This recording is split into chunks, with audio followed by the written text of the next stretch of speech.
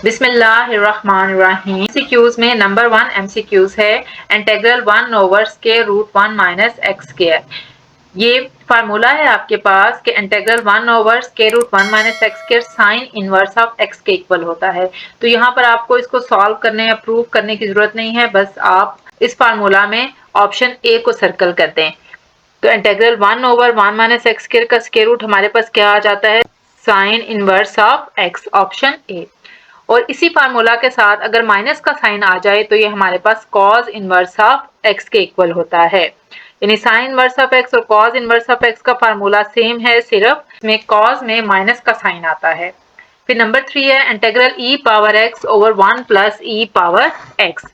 यहाँ पर जो डिनोमिनेटर में फंक्शन है, आपने यहाँ फार्मूला अप्लाई करना है नंबर 3 एमसीक्यूज पे कि अगर डिनोमिनेटर में आपके पास फंक्शन है एफ ऑफ एक्स और ऊपर अगर उसका डेरिवेटिव पूरा हो रहा हो तो ये हमारे पास natural log of f of x के इक्वल आता है। यानी डिनोमिनेटर में अगर फंक्शन है और ऊपर उसका डेरिवेटिव पूरा हो जाए तो ये हमारे पास natural log of f of x होता है। डिनोमिनेटर में हमारे पास फंक्शन है 1 plus e power x. MCQs में कहीं भी आपको डिटेल से क्वेश्चन सॉल्व करने की जरूरत नहीं होती, बस आप उसको थोड़ा सा सॉल्व करके देखें कि इसका राइट आंसर क्या बनता है। अब ये function 1 plus e power x, जब हम इसका डेरिवेटिव लेंगे तो 1 का डेरिवेटिव 0 हो जाता है, ई पावर एक्स का हमारे पास ई पावर एक्स ही होता है। तो ये हमारे पास आ गया ई पावर एक्स। यानी ये जो हमारे पास फंक्शन है 1 प्लस ई पावर एक्स, इसका डेरिवेटिव हमारे पास क्या बन जाता है, ई पावर एक्स ही। तो जो डिनोमिनेटर में फंक्शन है, ये देखें ऊपर न्यूमरेटर में इसका डेरिवेटिव पूरा हो गया, तो हम इसको natural log of f of x लिख सकते हैं। और एफ ऑफ एक्स है हमारे पास 1 प्लस ई पावर एक्स।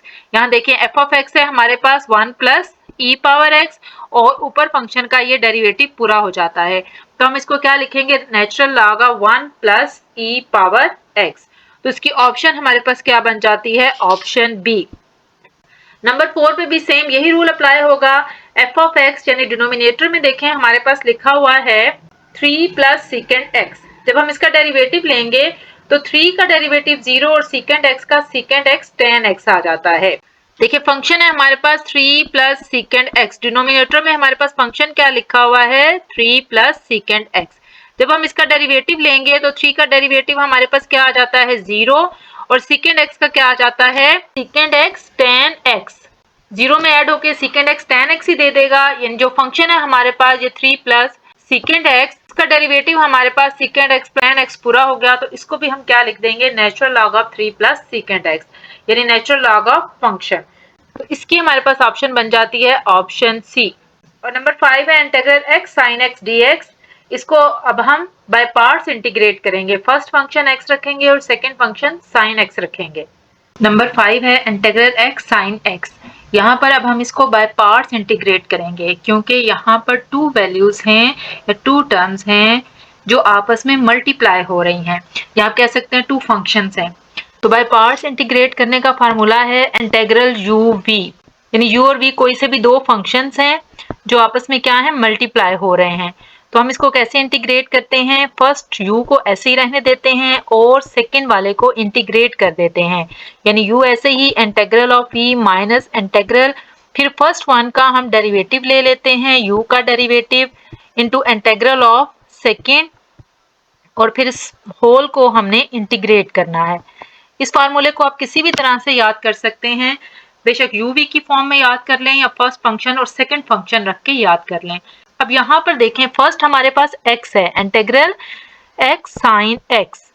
तो फर्स्ट फंक्शन यानी u को हम कह रहे हैं x और सेकंड फंक्शन sin x को हम कह रहे हैं v। ये देखें u हमारे पास x है और v हमारे पास क्या है, ये sin x है। जब हम इसको इंटीग्रेट करेंगे तो हमारे पास क्या आ जाएगा, is equal to first x as it is आ गया हमारे पास, और इंटीग्रेट हमने करना है साइन x को। यहाँ आप डायरेक्ट एमसीक्यूज में इसका इंटीग्रल भी लिख सकते हैं, लेकिन क्योंकि मैंने आपको ये क्वेश्चन एक्सप्लेन करना है इसलिए ये वाला स्टेप कर रही हूँ। उसके बाद क्या आ जाएगा, minus integral derivative of first, यानी डेरिवेटिव हमने किसका ले लेना है, x का। फर्स्ट फंक्शन हमारे पास क्या है, x। इंटीग्रल ऑफ सेकंड यानी sin x का हमारे पास क्या हो जाएगा, इंटीग्रल हो जाएगा। और इस पूरे को फिर हमने क्या करना है, इंटीग्रेट कर देना है। अब यहाँ पर देखें sin x का इंटीग्रल हमारे पास होता है minus cos x, x minus cos x। यानी ये वाला स्टेप आप डायरेक्ट लिख सकते हैं, माइनस इंटीग्रल फिर x का डेरिवेटिव 1 और sin x का इंटीग्रल हमारे पास फिर क्या आ गया माइनस cos x। ये दोनों रकमें मल्टीप्लाई हो रही हैं तो माइनस x cos x बन जाएगा क्योंकि x इसके साथ मल्टीप्लाई हो रहा है और ये माइनस प्लस हो जाएंगे और cos x 1 से मल्टीप्लाई होके cos x दे देगा। तो ये हमारे पास क्या आ जाएगा प्लस इंटीग्रल cos x और cos x का हमारे पास इंटीग्रल होता है sin x। तो आंसर हमारे पास क्या बन गया minus x cos x plus sine x. तो ये हमारे पास ऑप्शन बन जाती है ऑप्शन ए, ये इसका राइट आंसर है। नंबर 6 है integral sine power 4x cos x। ये हमारे पास किसके इक्वल होगा, यहाँ पर अब फार्मूला अप्लाई होगा कि फंक्शन के ऊपर अगर पावर हो और साथ उसका डेरिवेटिव पूरा हो जाए, यानी फंक्शन के ऊपर अगर पावर हो, f ऑफ x कोई फंक्शन है और इसके ऊपर है पावर n और साथ इसका हमारे पास derivative f prime of x इसके डेरिवेटिव को शो कर रहा है। ये ऊपर जो छोटी सी डैश डाली जाती है वो इसके डेरिवेटिव को शो करती है। तो हम क्या करते हैं इसकी पावर में न्यूमरेटर में भी एक प्लस कर देते हैं और डिनोमिनेटर में भी हम इसमें एक प्लस कर देते हैं n प्लस 1। अब फंक्शन देखें हमारे पास यहाँ पर क्या बन रहा है साइन x, फंक्शन है हमारे पास साइन x और इसके ऊपर पावर है 4 और साथ इसका डेरिवेटिव cos x पूरा हो रहा है क्योंकि हमें पता है कि साइन x का डेरिवेटिव cos x होता है। ये देखें ये फंक्शन है हमारे पास साइन x और n हमारे पास 4 है और साथ उसका डेरिवेटिव cos x पूरा हो रहा है। तो हमने क्या करना है इसकी पावर में यानी साइन x की पावर में 1 प्लस कर देंगे, पावर है हमारे पास 4 तो 4 में हम यहाँ 1 प्लस कर देंगे और डिनोमिनेटर में भी 4 में 1 प्लस कर देंगे। तो हमारे पास बन जाएगा साइन 5x/5 यानी ऑप्शन ए इसका राइट आंसर है। नंबर 7 और 8 इंटीग्रेटिंग बाय पार्ट्स के रूल से होंगे, सेम ऐसे ही जैसे हमने क्वेश्चन नंबर 5 किया था। अब यहाँ पर फर्स्ट फंक्शन है हमारे पास u की जगह हमने लिखा x और v की जगह हमने क्या लिख दिया है सेकेंड स्क्वायर x, यानी फर्स्ट फंक्शन है x और सेकंड फंक्शन हमारे पास क्या है सेकेंड स्क्वायर x। या u और v की फॉर्म में अगर आप इसको लेते हैं तो u हमारे पास x है और v क्या है सेकेंड स्क्वायर x है। अब हम इसको इंटीग्रेट करेंगे, फर्स्ट u को हमने ऐसे ही रहने देना है यानी फर्स्ट फंक्शन x को ऐसे ही रहने देंगे, इंटीग्रल ऑफ सेकंड इंटीग्रल हमने ले लेना है सेकंड स्क्वायर x का, माइनस इंटीग्रल डेरिवेटिव हमने लेना है फर्स्ट का यानी x का, फिर इंटीग्रल लेना है हमने सेकंड वैल्यू यानी सेकंड स्क्वायर x का। आप यहाँ पर डायरेक्ट इसका डेरिवेटिव और इंटीग्रल भी लिख सकते हैं। इज इक्वल टू क्या आ जाएगा हमारे पास x और सेकंड स्क्वायर x का इंटीग्रल होता है tan x, यानी ये वाला स्टेप आप डायरेक्ट कर सकते हैं, माइनस फिर x का डेरिवेटिव होता है 1 और सेकंड स्क्वायर x का इंटीग्रल क्या आ गया tan x dx। tan x इस 1 से मल्टीप्लाई होकर tan x ही दे देगा। tan x का इंटीग्रल हमारे पास हो जाता है natural log of second x minus natural log of second x। तो ये हमारे पास ऑप्शन बन जाती है ऑप्शन डी। 8 क्वेश्चन भी सेम इसी तरह से है, यहाँ पर भी फर्स्ट फंक्शन x है लेकिन सेकंड फंक्शन चेंज हो रहा है जो कि हमारे पास हो रहा है e पावर x। तो यहाँ पर सेकंड फंक्शन है अब हमारे पास e पावर x। सेम इसी तरह से हम इसको इंटीग्रेट करेंगे, यहाँ पर अब मैं डायरेक्ट इसका इंटीग्रल और डेरिवेटिव ले रही हूँ। फर्स्ट x को ऐसे ही रहने देना है, सेकंड का इंटीग्रल यानी e पावर x का इंटीग्रल हमारे पास e पावर x ही होता है, minus integral of derivative of first यानी हमने x का डेरिवेटिव लेना है जो आ जाएगा 1 और इंटीग्रल ऑफ सेकंड यानी e पावर x का इंटीग्रल e पावर x ही आ जाएगा। यहाँ पर मैंने इसको डायरेक्ट सॉल्व कर दिया है क्योंकि इससे पहले 2 क्वेश्चंस में आपको ये एक्सप्लेन कर दिया गया है। तो ये हमारे पास आ जाएगा x e पावर x जब 1 से मल्टीप्लाई होगा तो हमारे पास e पावर x ही आ जाएगा और e पावर x का इंटीग्रल हमारे पास e पावर x ही होता है। तो ये आ गया हमारे पास x e power x minus e power x। तो इसकी ऑप्शन हमारे पास बन गई ऑप्शन बी। नंबर 9 है हमारे पास ax plus B whole cube dx। यहाँ पर ax plus B power n का फार्मूला भी अप्लाई हो जाता है डायरेक्ट और इसको आप फंक्शन की पावर और साथ उसका डेरिवेटिव करके भी पूरा कर सकते हैं। ये एमसीक्यूज हैं तो हम यहाँ पर integral ax plus B whole power n के फार्मूला से ही इसको सिंप्लीफाई कर लेते हैं। यहाँ पर अब हम डायरेक्ट क्वेश्चन नंबर 9 में फार्मूला अप्लाई कर लेते हैं कि integral ax plus B whole power n, यहाँ पर f of x power n यानी फंक्शन के ऊपर पावर और साथ उसका डेरिवेटिव, ये वाला रूल भी अप्लाई होता है। लेकिन हमने एमसीक्यू सॉल्व करना है तो यहाँ हम इसका डायरेक्ट फार्मूला अप्लाई कर लेते हैं। इसका आंसर क्या बनता है कि ax प्लस बी पावर में इधर एक प्लस कर देंगे n प्लस 1 और डिनोमिनेटर में भी n प्लस 1 और साथ a, ये जो x के साथ कोफिशिएंट है वो यहाँ आ जाता है। यानी जो वैल्यू है इसकी पावर में ऊपर प्लस करेंगे, डिनोमिनेटर में भी एक प्लस करेंगे, लेकिन x के साथ जो कांस्टेंट है वो साथ इसके आ जाएगा। तो ये देखिए n की जगह हमारे पास क्या लिखा हुआ है, n की जगह हमारे पास लिखा हुआ है 3।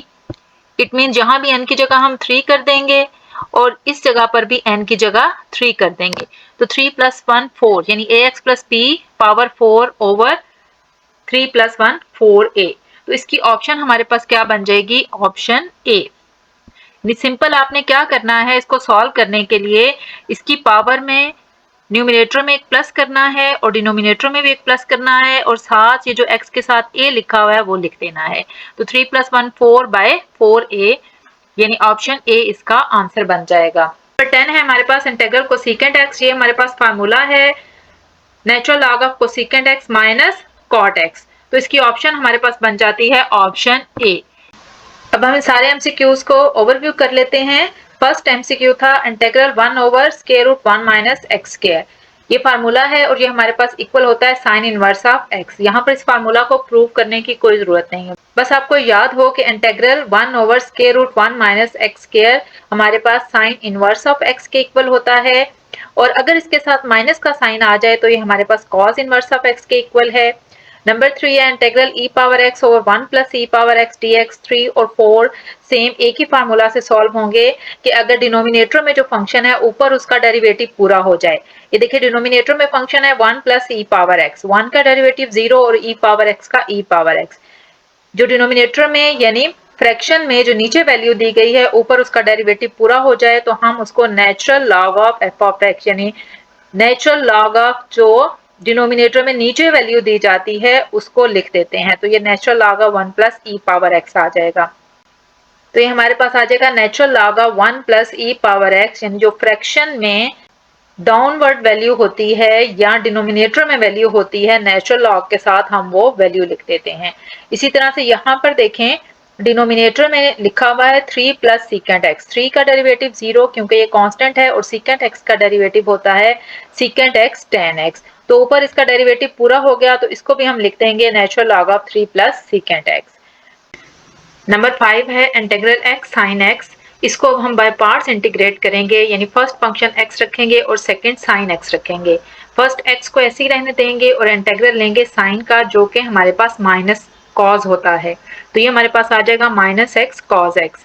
फिर minus integral of derivative of first यानी x का डेरिवेटिव 1 और sin का इंटीग्रल आ गया माइनस कॉज एक्स और कॉज का जब दोबारा इंटीग्रल लेंगे हमारे पास तो वो sin x आ जाता है। तो हमारे पास इसकी ऑप्शन बन जाएगी ऑप्शन ए। नंबर 6 में फंक्शन के ऊपर पावर और साथ अगर उसका डेरिवेटिव पूरा हो जाए, साइन के ऊपर पावर है और साइन का डेरिवेटिव कॉज होता है, तो इसकी पावर में हम 1 प्लस कर देंगे, यानी साइन 4 प्लस 1 5x और डिनोमिनेटर में भी 5 लिख देंगे। नंबर 7 और 8 फिर बाय पार्ट्स इंटीग्रेट होंगे, यानी first function as it is integral of second minus integral of derivative of first integral of second. तो इसकी ऑप्शन डी और 8 की ऑप्शन बी आंसर बन जाता है। नंबर 9 में हमने ax plus B whole power cube, इसकी पावर में एक प्लस करना है 3 प्लस 1 4 और डिनोमिनेटर में भी 4 लिख देना है और साथ x के साथ जो कांस्टेंट है वो लिख देना है, जो कि हमारे पास a है। और 10 हमारे पास फार्मूला है इंटीग्रल कोसेकेंट x हमारे पास इक्वल होता है natural log of cosecant x minus cot x।